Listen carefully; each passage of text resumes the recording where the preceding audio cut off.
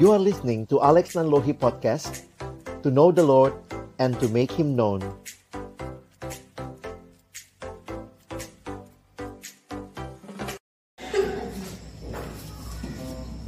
Mari sama-sama kita tunduk kepala sebelum kita membaca merenungkan firman Tuhan, kita berdoa. Bapa di dalam surga, kami akan membuka firman-Mu. Bukalah juga hati kami. Jadikanlah hati kami seperti tanah yang baik, supaya ketika benih firman Tuhan ditaburkan boleh sungguh-sungguh berakar, bertumbuh, dan juga berbuah nyata di dalam hidup kami. Berkati hamba-Mu yang menyampaikan, setiap kami yang mendengar. Tuhan tolong kami semua, agar kami bukan hanya jadi pendengar firman yang setia, tapi kami boleh jadi pelaku-pelaku firman-Mu di dalam hidup kami, di dalam masa muda kami. Bersabdalah ya Tuhan, kami anak-anak-Mu sedia mendengarnya dalam satu nama yang kudus, nama yang berkuasa, nama Tuhan kami Yesus Kristus. Kami menyerahkan pemberitaan firman-Mu. Amin. Malam hari ini tema kita apa? Wah, Yesus jawaban dalam hidupku. Tadi kalau kalian mendengarkan lagu yang dinyanyikan oleh abang kakak dari STT Trinity, kelas misiologi, kami menyanyikan siswa apa yang kau cari. Banyak orang mencari berbagai hal dalam dunia ini.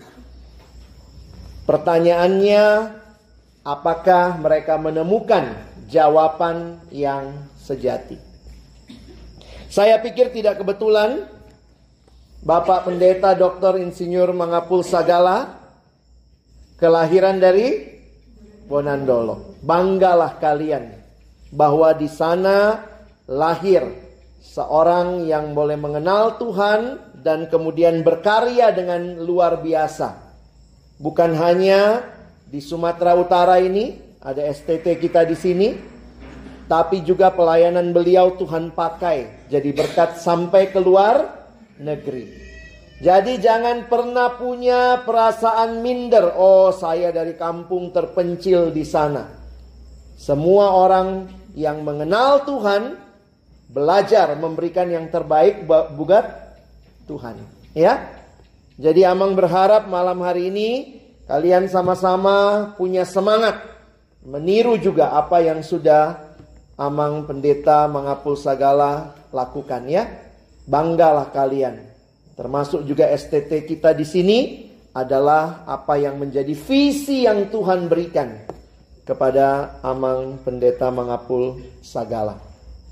Saya adalah adik binaan dari Bapak atau Pendeta Mangapul Sagala. Jadi saya mengenal dia sekian tahun. Saya mengalami banyak perubahan, pertumbuhan dalam iman saya juga karena beliau. Beliau adalah alumni Universitas Indonesia. Saya juga dari Universitas Indonesia, adik kelasnya. Tapi jauh di bawah, ya. Jadi bersyukur melalui beliau kami kenal Tuhan. Jadi kalau ditanya, ada nggak hubungan saya sama Bonandolo? Adalah dikit-dikit, ya. Yang memperkenalkan saya sama Tuhan adalah Bapak Mangapul Sagala yang kelahiran Bonandolo. Jadi hari ini kita sama-sama mau melihat. Mungkin biar Amang lebih dekat sama kalian, bolehlah sekali-kali Amang turun dari mimbar, ya. Ya jangan kalian yang naik kemari, ya, nggak usah. Amang aja yang ke sana, ya. Oke, kita akan melihat 2 ayat malam ini. Cuma 2 ayat saja, ya. Tapi yang kita akan perhatikan, yang pertama, Sartika bisa dibalik kemari, deh, supaya saya nengok di situ juga. Kalau enggak nanti saya begini terus, kalian pikir ini jemaatnya di sini, bukan, ya? Nah, kita akan lihat 2 Korintus 5 ayat 17. Nah, yang bawa Alkitab tolong buka Alkitabnya. Kalau abang kakak STT Trinity ini ayat hafalan. Tutup mata pun bisa mereka, ya. Ayo, kita baca sama-sama. Nggak hafal, lihatlah ke depan, ya. Ada ayat ke depan, ya. Tapi buka dulu Alkitabmu, ya. Abang mau lihat kalian buka Alkitab. Ayo, semua baca sama-sama. 1, 2, iya. Jadi, siapa yang ada dalam Kristus, dia adalah ciptaan baru. Yang lama sudah Coba sama-sama hafalkan 1 menit. Buat adik-adik dari Bonandolok belum pernah hafal, mungkin coba hafal ayat ini 1 menit.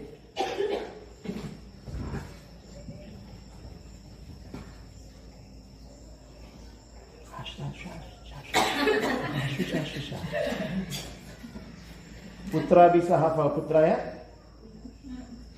2 nama yang saya tahu, Putra sama Midian, karena baru kenalan tadi, satu meja kami. Sama Amang Sintua Sagala.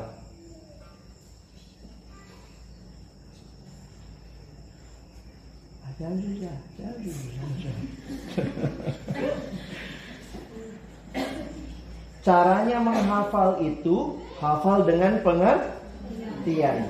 Cara kedua, hafal dengan gerakan. Jadi siapa yang ada di dalam Kristus? Dia adalah ciptaan baru. Ya, baru kan? Bukan yang lama.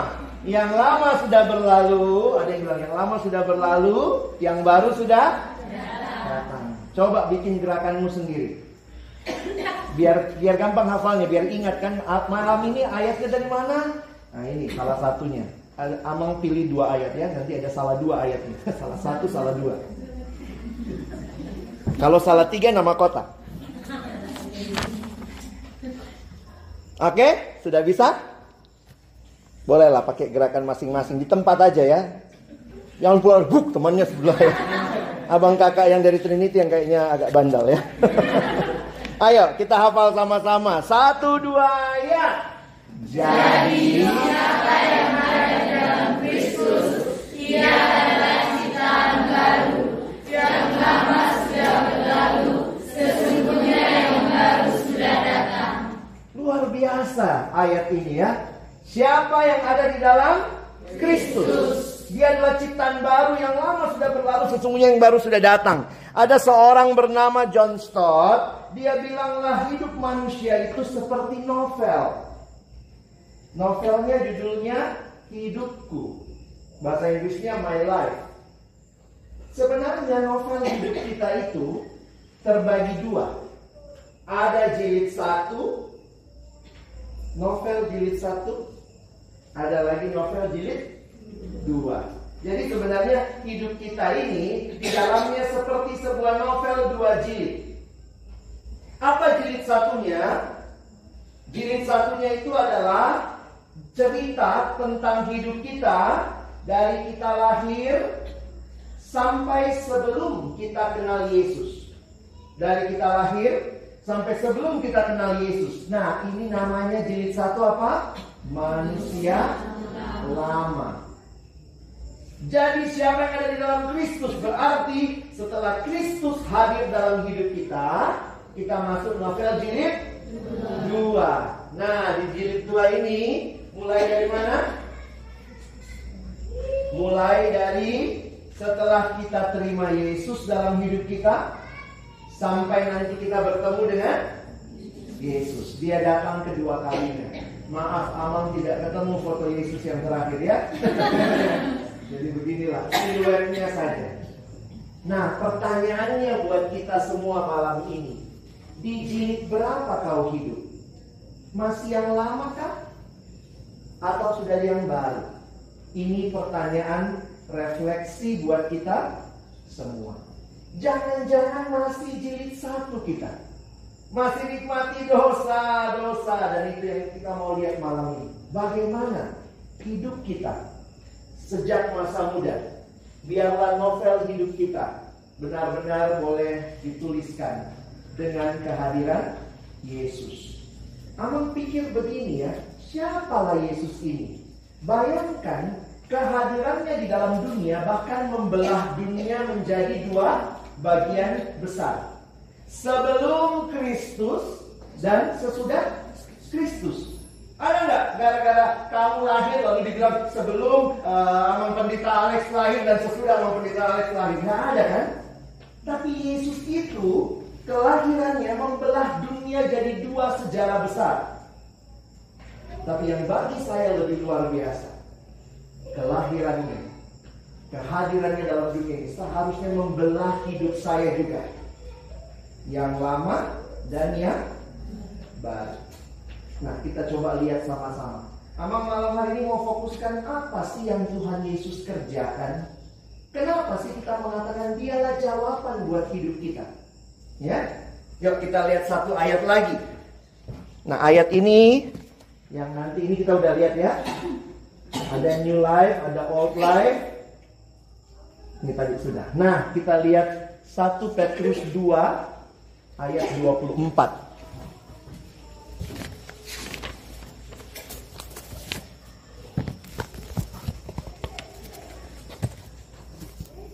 Boleh lah ya, Amang turun kemari ya, biar lebih dekat sama kalian ya.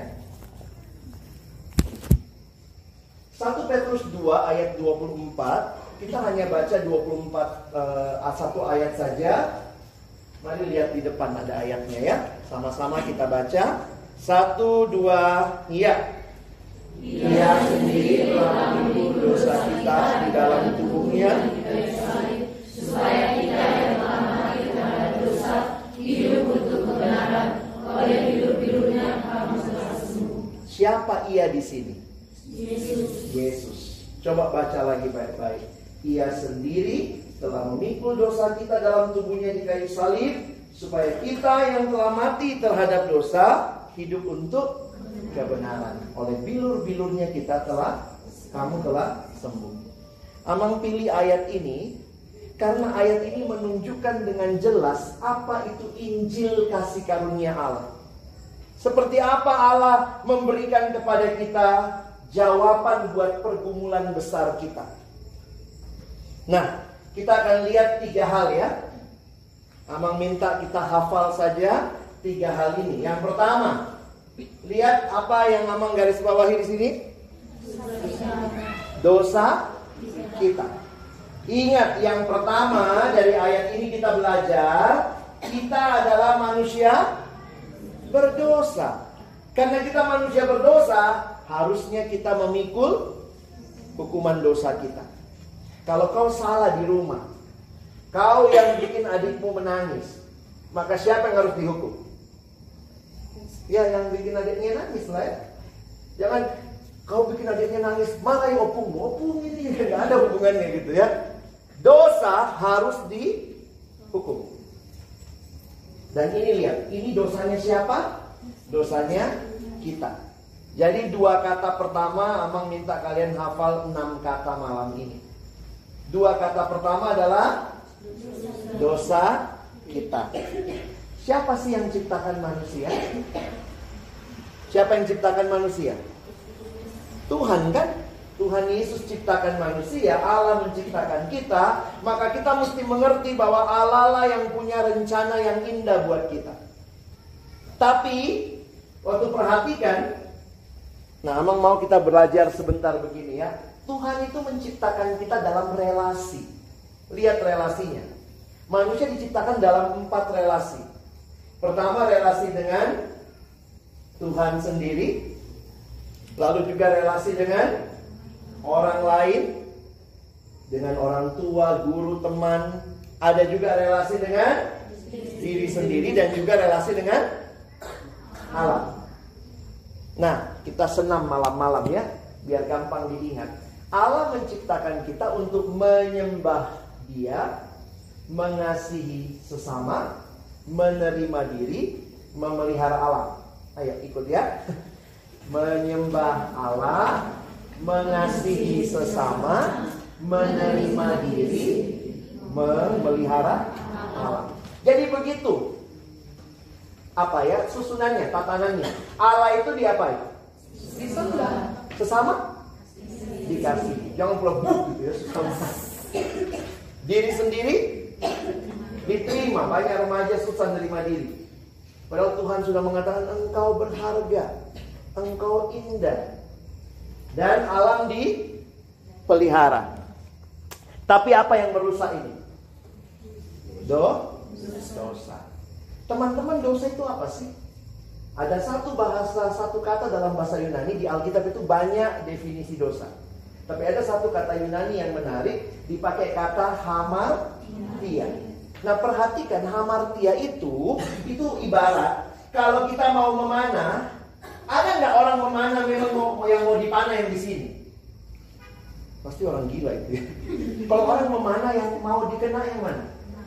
Yang tengah. Jadi harusnya kena yang paling tengah. Begitu dia meleset dari sasaran, itu namanya hamartia. Harusnya, nah, Amang ulang ya. Allah harusnya, ternyata di Taman Eden apa yang manusia lakukan? Allah begitu dengar suara Allah di taman, langsung sembunyi. Apakah itu seharusnya? Tidak. Itu namanya hamartia. Tidak mencapai sasarannya. Coba Amang suka pakai ilustrasi begini lah. Ini namanya apa? Ini namanya apa? Mic. Gunanya apa? Memperbesar suara. Tahu dari mana? Itu. Ini namanya mic, gunanya memperbesar suara. Seandainya kamu nggak pernah lihat mic seumur hidup, lalu kamu, ada mic, buat apa itu? Apa ini ya? Nggak tahu aku ya. Untuk gatal. Coba Amang tanya, apakah mic mencapai tujuannya dicipta? Tidak. Mic dicipta untuk memperbesar suara. Kau dicipta untuk menyembah Tuhan. Terus kita nggak sembah Tuhan. Sorry Tuhan, nggak mau aku sembah kau. Itulah manusia dalam dosa. Manusia dalam dosa meleset dari sasaran. Perhatikan baik-baik. Yang paling penting dalam dosa adalah aku. Padahal dalam penciptaan yang paling penting harusnya siapa yang disembah? Tuhan. Akulah terus, fokusnya aku. Aku, yang penting aku puas, aku senang, aku untung, aku aman. Akulah segala-galanya. Bukan Tuhan. Bukan juga sesama. Nah lihat, ini relasi yang rusak dengan Allah. Manusia dicipta harusnya menyembah Allah. Yang terjadi ini, sembunyi dari hadapan Allah. Nggak maulah ke gereja. Ayolah datang gereja. Enggak lah, nanti Tuhan cari kau. Carilah kalau kau. Banyak orang sombong, dia rasa dialah Allahnya. Belum lagi yang sembah okultisme. Itulah manusia. Dosa bikin kita bodoh. Orang dalam dosa itu kena penyakit jugulisme. Nggak bisa dibilangi.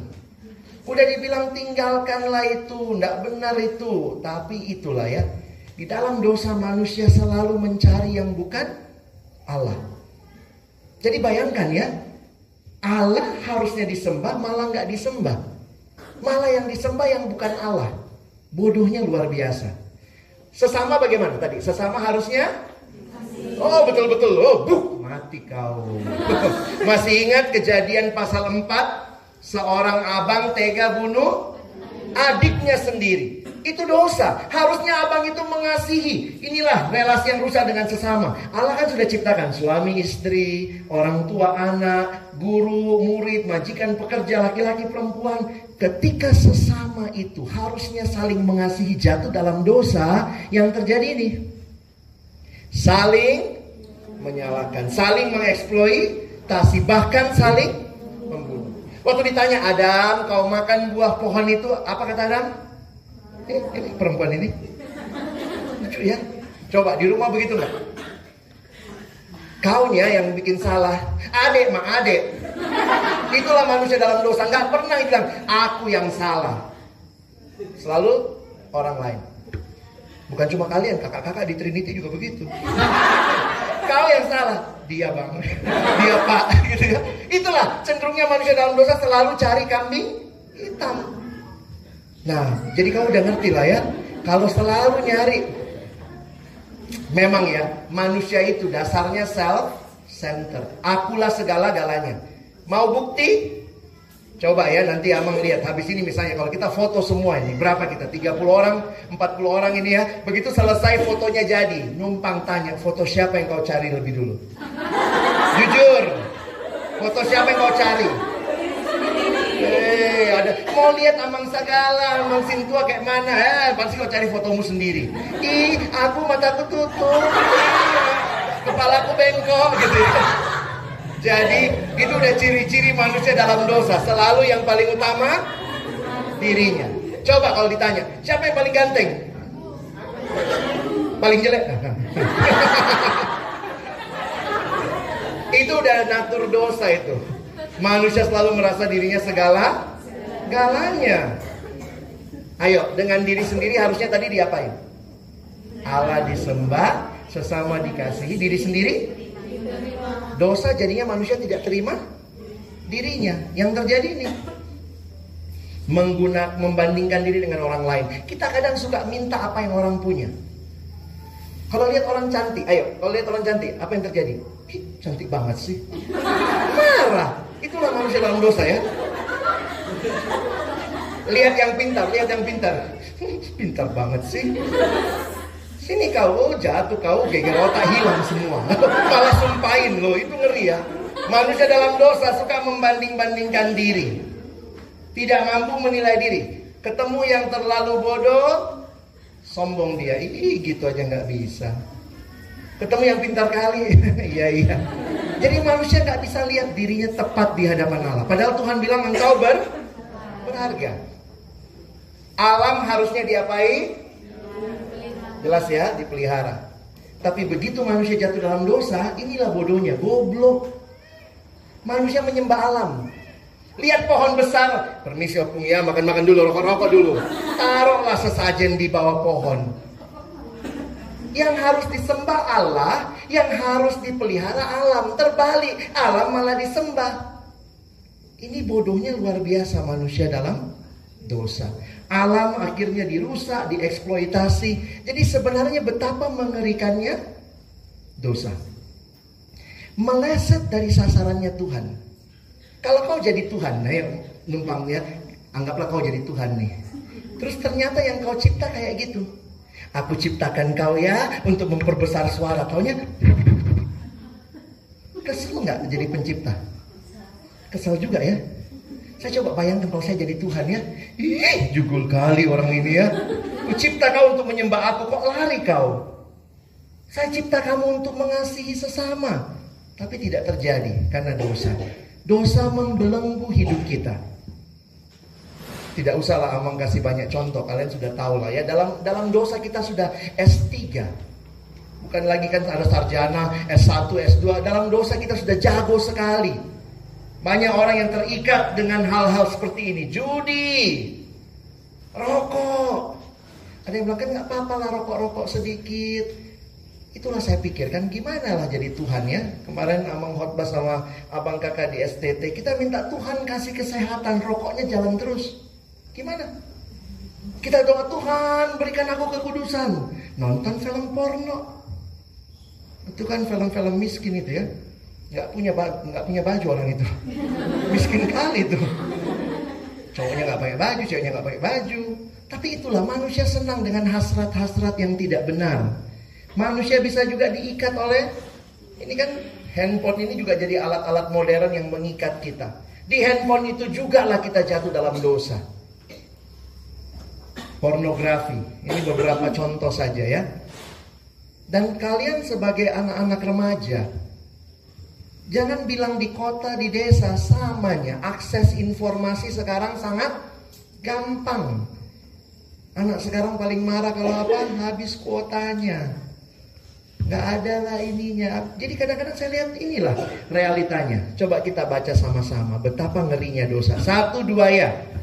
Dosa menyusup, kita memberontak kepada Allah secara sadar dan perlahan. Terjadinya memang pelan-pelan sehingga kita tidak mengenali dampaknya. Jadi memang gak ada orang langsung jatuh dalam dosa itu langsung dalam. Pasti mulai sedikit lama-lama jadi bukit. Di Arab itu ada cerita. Di Arab itu kan padang gurun. Kalau malam dingin sekali padahal siangnya panas. Jadi biasanya orang Arab kalau lagi melintas itu kan naik apa? Unta ya. Nah, unta itu kalau malam-malam kan dia orang Arabnya bikin tenda lah ya. Nah, orang Arabnya bikin tenda, dia tidurlah dalam tenda, jadi nggak kedinginan. Unta kadang kalau kedinginan mau dia masukkan kepalanya itu, masukkan kepalanya ke dalam tenda. Nah kalau sudah masuk kepalanya, teorinya harus langsung diusir. Karena kalau kita bilang, iya kasihan kali unta ini, udah gak apa-apa lah kepalamu ya, masuk sini. Aku tidur sama kepala unta. Nanti lama-lama masuk lehernya. Nggak lama lagi masuk badannya. Nggak lama lagi masuk kakinya, sampai semua badannya di dalam tenda. Lalu orang Arabnya di luar tenda. Amang pikir kayak gitulah dosa ya, hati-hati. Kau mulai sama sedikit. Orang kalau merokok biasanya langsung nggak mungkin langsung beli rokok. Cobalah aku dulu ya, coba. Nanti enak ya, lama-lama kau dibeli sama rokok. Jadi akhirnya dosa itu masuknya pelan-pelan. Hati-hati. Kita iri hati kalau kita biasakan, dia punya itu, lama-lama makin dalam itu. Makanya hati-hati dengan dosa di dalam hati sebenarnya. Begitu lihat yang cantik, cantik banget. Sini main-main dekat aku kater kau mukamu. Langsung lah bayangannya sampai gitu ya, sampai ngeri gitu. Ayo, apa yang terjadi kalau kita dalam dosa? 1, 2 ya. Kita kehilangan rasa hormat terhadap diri sendiri, kemampuan untuk memberi, kemampuan untuk mengasihi. Jadi boro-boro mau mengasihi orang lain, karena dalam dosa selalu yang kita pikirkan diri sendiri. Tidak heran Alkitab berkata, dosa membawa ketidakpastian, rasa bersalah, kekosongan, frustasi. Roma 3 ayat 23. Upah dosa adalah maut. Dan betapa mengerikannya dosa. Saya harap kita tidak merasa dosa cuman kecilnya itu, lagi melanggar hukum Allah. Tapi itu adalah satu hal yang kita lakukan dengan sadar, berontak kepada Allah. Karena itu menarik sekali, waktu saya merenungkan ini, saya dapat gambar ini. Amang pergi ke satu gereja pelayanan, lalu ada gambar ini muncul. Coba lihat baik-baik gambarnya. Mungkin kalian agak bingung apanya itu ya. Kalau kalian ketik di Google, ini judulnya Petrus tenggelam. Jadi ini sebenarnya perspektif Petrus tenggelam. Petrusnya lagi tenggelam, ini air ya. Petrus tenggelam, lalu dia masuk ke dalam air, lalu dia memandang ke atas. Ada Yesus lagi mengulurkan tangan. Jadi Yesusnya itu di atas air. Jangan salah, jangan kau pikir Yesusnya yang tenggelam ya. Enggak. Petrus tenggelam, menengok ke atas, Yesus mengulurkan tangan. Dan ini bagi saya menarik ya. Ini fakta, manusia tidak dapat menyelamatkan diri dari dosa. Jawaban atas pergumulan hidup manusia kita dapatnya dari Yesus. Karena masalah paling utama manusia adalah masalah dosa. Jawabannya adalah kehadiran Kristus. Kita lihat yang kedua. Apa yang Amang garis bawahi? Oh, ini yang merah semua. Ia sendiri telah memikul dosa kita. Lihat. Kita baca 1, 2 ya. Kristus memikul hukuman dosa kita, yaitu maut melalui satu pasang kata berikutnya adalah, tadi yang pertama apa? Dosa kita. Yang kedua, salib Yesus. Salib Yesus tanda kasihnya. Yesus menunjukkan kasihnya. Salib menunjukkan betapa seriusnya dosa kita, tapi juga menunjukkan betapa luar biasanya kasih Allah. Kalau kalian renungkan salib, saya pikir kita suka lihatlah gambar gini, film Passion of the Christ. Saya kadang suka gak mau buka mata lagi, gak tahan saya melihat betapa mengerikannya penderitaan yang dia alami. Buat siapa semua ini? Buat kita. Yesus bayar harga yang sangat mahal untuk penebusan kita. Ini kalimat Bapak Pendeta Billy Graham, seorang penginjil besar. Pak Sagala sangat kagum sama beliau, sampai anak pertamanya pun namanya Billy Sagala. Kita baca kalimatnya ya, 1, 2 ya. Allah membuktikan kasihnya pada kayu salib. Ketika Kristus digantung, berdarah dan mati, itulah saatnya Allah berkata kepada dunia, I love you. Pengorbanannya luar biasa. Salib merupakan satu-satunya jalan keselamatan. Dan salib memberikan tujuan baru bagi hidup kita. Pertama tadi apa? Dosa kita. Dosa sangat ngeri. Jangan main-main sama dosa. Ada yang mulai main-main okultisme, tinggalkan. Ada yang mulai iri hati, ada yang mulai coba-coba ini, coba itu. Ingat, kalau tidak memuliakan Tuhan, tinggalkan. Dosa sangat mengerikan. Tapi yang kedua, jawabannya Allah memberikan dirinya yang mati di kayu salib dalam anaknya Yesus Kristus. Salib Yesus. Yang ketiga, yang terakhir. Apa sekarang yang Amang garis bawahi? Hidup untuk kebenaran. Yang ketiga, kita baca ya, 1-2 ayat. Tujuannya adalah supaya kita yang telah mati itu karena dosa,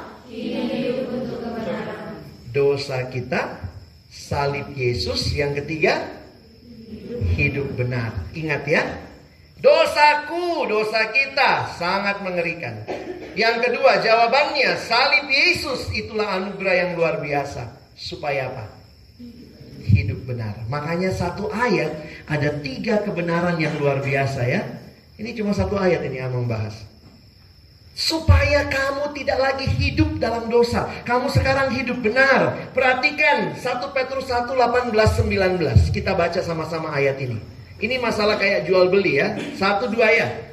Sebab kamu tahu bahwa kamu telah ditebus dari cara hidupmu yang sia-sia, yang kamu warisi dari nenek moyangmu itu, bukan dengan barang yang fana, bukan pula dengan perak atau emas, melainkan dengan darah yang mahal, yaitu darah Kristus, yang sama seperti darah anak domba.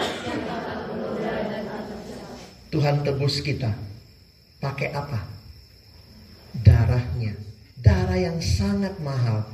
Sampai Paulus bilang begini, ya, dibayar lunas. Ini kalimatnya Paulus di 1 Korintus 6 ayat 20. Kita baca ayatnya, 1-2 ayat. Sebab kamu telah dibeli.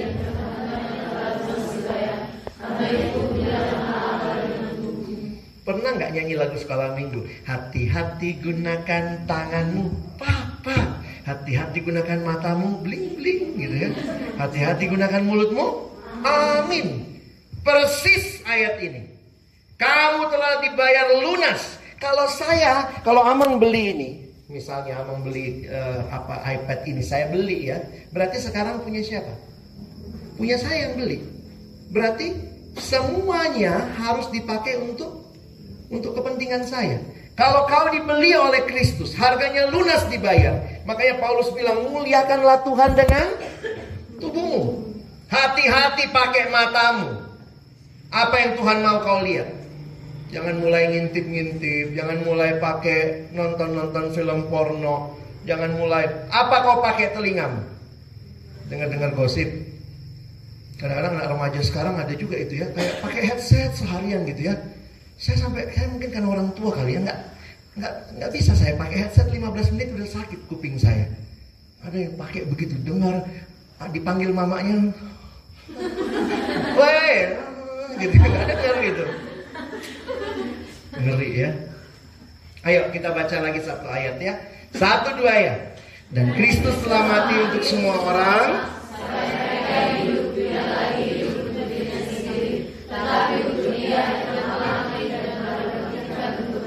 Lihat nggak kalimatnya? Kematian dan kebangkitan Kristus mati supaya mereka untuk semua orang, supaya mereka yang hidup tidak lagi hidup untuk diri sendiri. Itulah tadi dosa. Aku. Tapi untuk dia. Sekarang kita hidup buat siapa? Untuk Tuhan. Kau miliknya Tuhan. Kristus mati agar kita hidup untuk kebenaran. Berarti apa ini? Di mana kebenaran kau nyatakan? Ya, kalau kalian sekarang siswa ya, ini SMP SMA. Ya, ada SMP SMA ya. Bagaimana cara belajarmu? Masih nyontek kah? Dikit-dikit lah gitu ya. Jangan pula tambah hari tambah wah. Amang saya sekarang semakin menemukan metode nyontek yang paling efektif. Belajar dengan baik. Ya mungkin karena teladan kita ya Pak Mangapusagala, Pendeta Mangapusagala, ya sebagai anak yang dari daerah dia berikan yang terbaik. Dia masuk sekolah SMA 30 di Jakarta. Dan saya tahu juga perjuangannya dia, karena nggak mudah. Dari daerah masuk ke kota besar harus berjuang menyesuaikan dengan pelajaran yang mungkin tertinggal dengan apa yang ada di kota besar. Tapi dia bisa. Saya pikir tidak ada dari kita yang sebenarnya tidak bisa memberi yang terbaik. Semua harusnya bisa, termasuk cara belajar. Belajar dengan baik, punya cita-cita yang tinggi. Apalagi cara bergaulmu. Maaf, ini orang bule semua ya, saya nggak tahu itu siapa. Saya nggak punya fotomu soalnya ya. Yang kata Amang taruh sini ya. Bergaullah dengan anak-anak yang baik, yang memuliakan Tuhan. Kadang-kadang kita ini kan maulah dekat sama orang yang agak-agak berandal ya. Kenapa? Karena kayaknya dia berandal, kita pun agak naik gitu. Kalau jalan sama dia, berani kalian, berani gitu. Tapi apa gunanya begitu? Nggak ada gunanya. Cari teman yang membangun kamu. Kalau ada teman sudah mulai ngajak narkoba, makanlah ini, minumlah ini, mulai rasa-rasa minuman keras, langsung bilang tidak. Teman yang baik akan membangun kamu. Jangan pernah takut kehilangan teman. Kalau kau punya kualitas hidup yang baik, kau pasti punya teman. Karena orang akan mendekat. Beda ya.